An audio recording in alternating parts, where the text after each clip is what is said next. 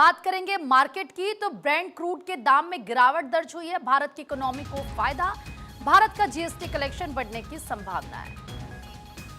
तो देखिए किस तरीके से ब्रेंट क्रूड के जो दाम हैं उसमें गिरावट आई है और जाहिर सी बात है कच्चे तेल के अगर दाम कम होते हैं तो इसका फायदा सभी को होता है। मार्केट एक्सपर्ट आकाश जिंदल जी जुड़ चुके हैं हमारे साथ। आकाश जी, स्वागत है आपका भारत 24 पर। आज का मार्केट क्या कहता है सर? ब्रेंट क्रूड के दाम में गिरावट है, ऐसे में भारत की इकोनॉमी को फायदा कैसे, जरा बताएं और क्या होगा आज का मार्केट मंत्रा?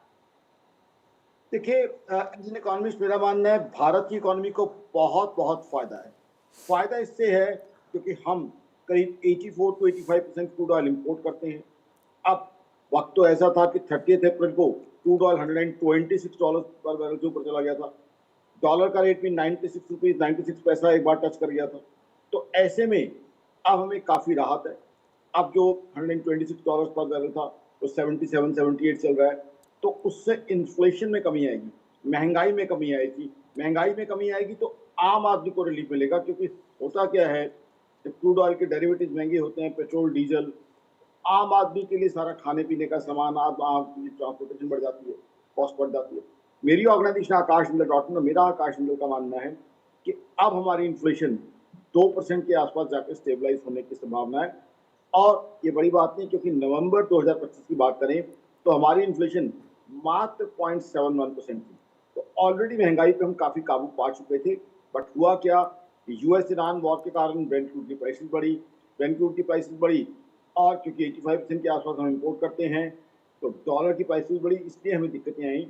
और आरबीआई ने तो, मेरी ऑर्गेनाइजेशन आकाश मित्तल डॉट कॉम का मानना है कि जो टारगेट रखा था 5.1% का, वो भी उसी चीज़ को देखते हुए रखा था, क्योंकि स्टेट ऑफ हॉर्मुज बंद था। अब स्टेट ऑफ हॉर्मुज काफ़ी हद तक खुल गया है। तो मेरा एज एन इकोनॉमिस्ट आकाश जिंदल का ये मानना है कि अब इन्फ्लेशन कम होगी। इन्फ्लेशन कम होगी तो एक और तोहफा जनता को मिल सकता है, वह ईएमआई कम होने का। क्योंकि इन्फ्लेशन कम होते ही फिर आरबीआई मॉनेटरी पॉलिसी कमेटी का टारगेट रहेगा कहीं ना कहीं रेट ऑफ इंटरेस्ट में रिलीफ देना जनता को, क्योंकि जनता को रेट ऑफ इंटरेस्ट में रिलीफ मिलेगा तो उससे कंजम्पशन और बढ़ेगी। ज़्यादा से ज़्यादा नई कार्स, नए टू व्हीलर्स, नए हाउसेज की बाइंग होगी। फ्लोटिंग रेट ऑफ इंटरेस्ट पे जो लोन्स हैं, लोगों ने हाउसिंग के लिए ले रखे हैं, उनमें उसको रिलीफ आएगा। उनके पास कुछ पैसा कंजम्पशन के लिए बचेगा।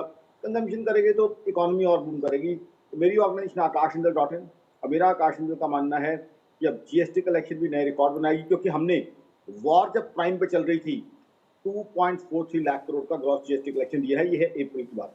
अब आ जाइए मई के ऊपर। मई में देखिए आप, हमने कितना रिकॉर्ड कंजम्पशन हुआ है। यूपीआई जो है ट्रांजेक्शन 23.2 बिलियन हुई है मई में, जब वॉर चल रही। इसी तरीके से आप देखिए हमारा एक्सपोर्ट्स बढ़ा है, हमारा एक्सपोर्ट का डेटा बढ़ा है ओवरऑल। हालांकि यूएस ने हम पे टैरिफ लगाए हुए थे, इधर यूएस ईरान वॉर चल रही थी, जी। रशिया यूक्रेन वॉर तो अभी तक चल रही है। कार्स हम एक्सपोर्ट कर रहे हैं आज की तारीख में। आज की तारीख में हमारे लिए जी। गर्व की बात है कि हम यूएई को कार एक्सपोर्ट कर रहे हैं, मैक्सिको को कर रहे हैं, जापान को एक्सपोर्ट कर रहे हैं।